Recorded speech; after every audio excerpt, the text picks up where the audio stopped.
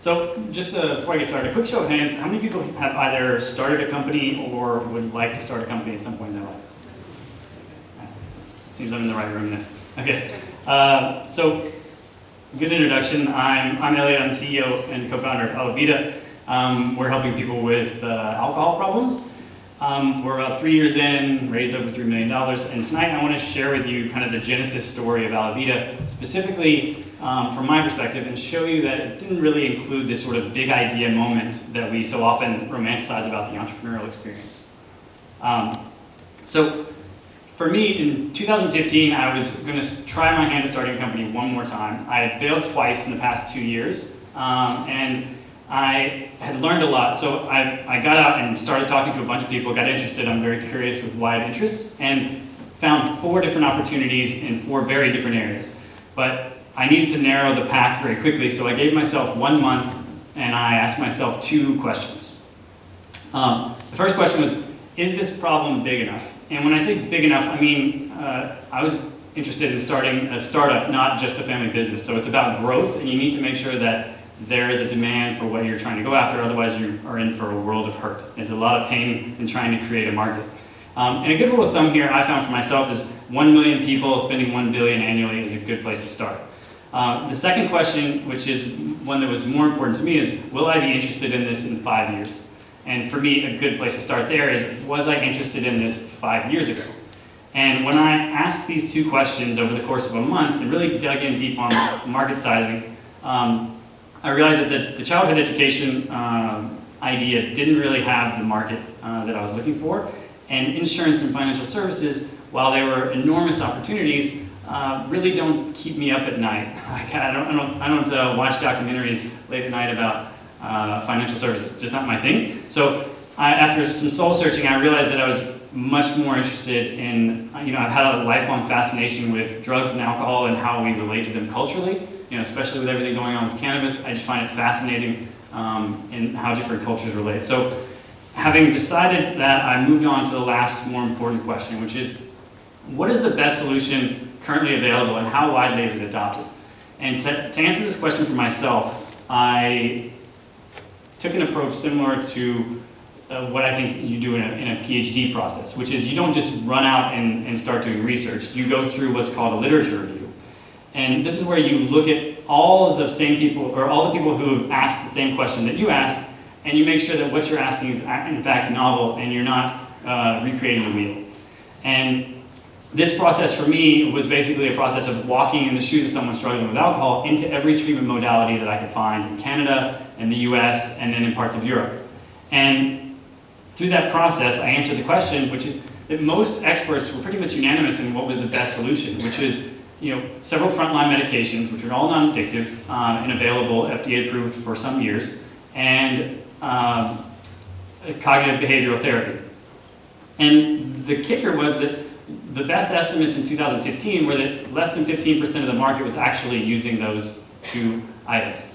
And so if we stop for a moment, I think that there's a big pressure in the entrepreneurial community to really create something new, right? We're always about innovation and new, and I think that in reality, a lot of the big problems that we're facing are problems that just need someone to go out, find the best solution, and get it to the millions of people that need it.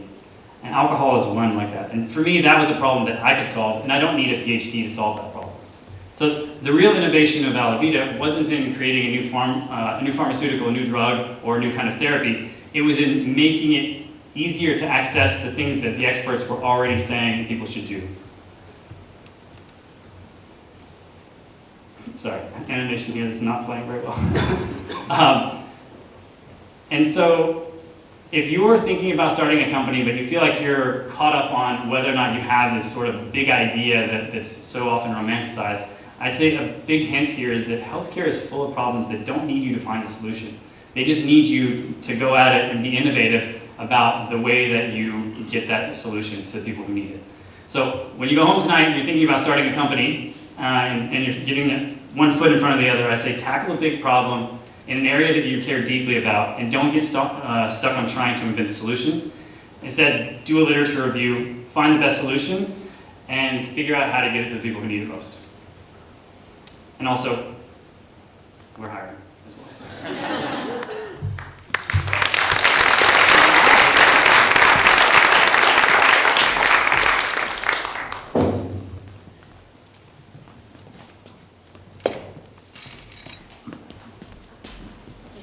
Does anyone have any questions?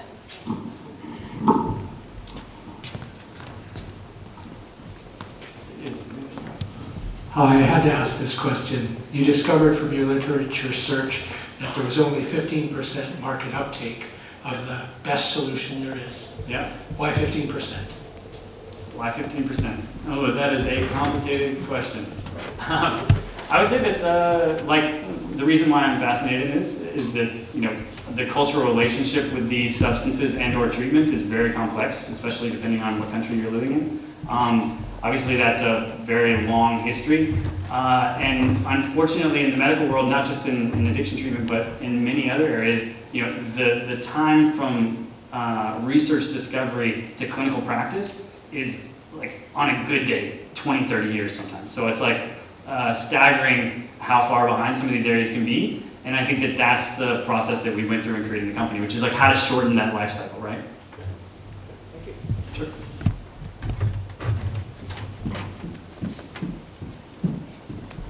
Sorry, this is taking me a while. Exercise time. Sorry, I'm just curious, how does the app work? Like, who's it for, and what do you do on it? Sure. So yeah, it's not, I wouldn't exactly classify it as an app. It's more like a platform. So it's a platform that basically takes people start to finish through a treatment process that's personalized for them. That includes those two major components, but it's also taking into account where they're at, what they want. It's not sort of shoehorning everyone into an abstinence-only path, which is traditionally the way we've done things. So imagine you take an appointment with one of our counselors, you decide it's for you, you would effectively onboard onto a platform that takes you through a set of appointments over the course of 6 months. You're tracking daily, which feeds back to your clinicians in real time, and they're actually talking behind the scenes, deciding what's best in the content of your clinical path. So it's a bit more complex than an app, but I don't know if that gives you an idea. Yeah.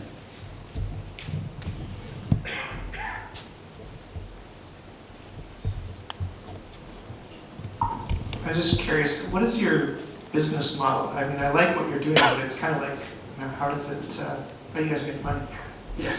So that's, I guess, unfortunate for the public, but fortunate for me is that both in Canada and the US, addiction treatments had a long history of being outside the medical system. So there's still, like, there was already a big private pay market there. So we effectively started with the people who can afford it and prove the model, and then go after payers and employers once we've proven what we know already was going to work. But we started with effectively all private pay, so people paying for their treatment. Anyone? Okay, cool. Thanks, Elliot. Thank you.